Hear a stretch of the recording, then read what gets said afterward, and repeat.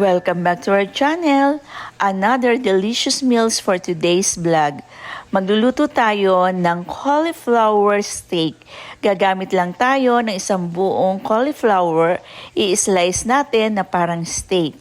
Pagkatapos, ang ating next ingredients ay itong 2 pieces of eggs. Kasi hindi naman maraming ang lulutuin natin. So ito, isasampul lang natin para alam nyo kung paanong pagluto.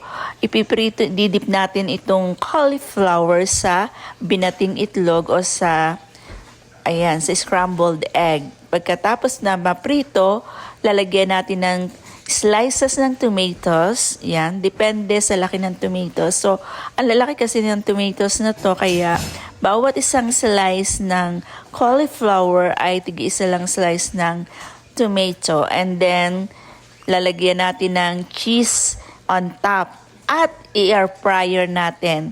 At pagkatapos, ay eto na guys, tingnan nyo naman. Napaka-yummy nitong cheesy cauliflower steak. Tikman na natin. Yan guys, tingnan nyo, napakasarap.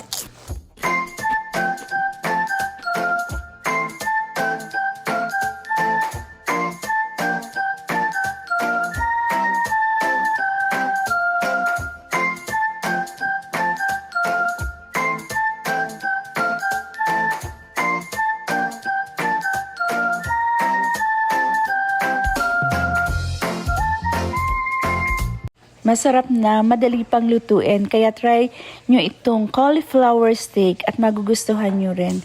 Para naman sa ating dessert, gagawa tayo ng melon ice cream. Gamit itong melon, hatiin sa gitna, lagyan ng gatas at i-freeze ng 8 hours or overnight. Kaya naman, i-try nyo na ito. Samahan nyo pa ng Häagen-Dazs ice cream na matcha flavor. At mag-i-enjoy kayo sa inyong meals.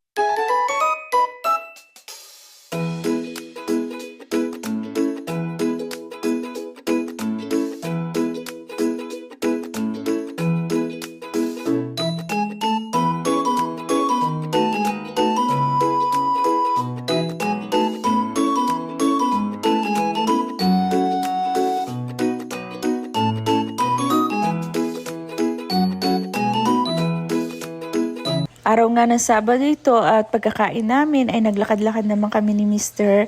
Tingnan nyo naman guys, napakalinis ng paligid at nakaka-good vibes. Pagka ganitong summer, kahit maglakad-lakad ka ay safe naman ang lugar. Walang gaanong taong naglalakad. Kami na nga lang ang naglalakad-lakad dito. Karamihan ng mga tao dito pagsala sa nasa mall, nasa loob ng bahay, o kaya naman ay nasa park. At nakaka-good vibes kasi tingnan nyo naman ang mga bulaklak. Ito ang tinatawag na annuals. Perennials. Ang perennials kasi tumutubo pagkakatapos ng winter. Pero yung annuals ay hindi na tumutubo. At nga pala, nag-alis din ako ng damo dito sa ating garden kasi madamo na. Para naman makita kung ano yung halaman at kung ano hindi. Kaya yun ang gawain ko nitong Saturday. Sana ay nagustuhan nyo ang aming vlog. Hanggang sa muli. Bye-bye!